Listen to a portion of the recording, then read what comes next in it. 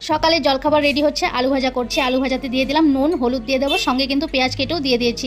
তারপরে কাঁচা লঙ্কা কটা দিয়ে আলু ভাজাটা করে নেবো। এদিকে দেখো আমার বাবা বসে বসে উচ্ছে কাটছে। উচ্ছে ভাজা হবে দুপুরের খাওয়ার জন্য, তাই বাবা বসে বসে উচ্ছেগুলো কেটে নিচ্ছে।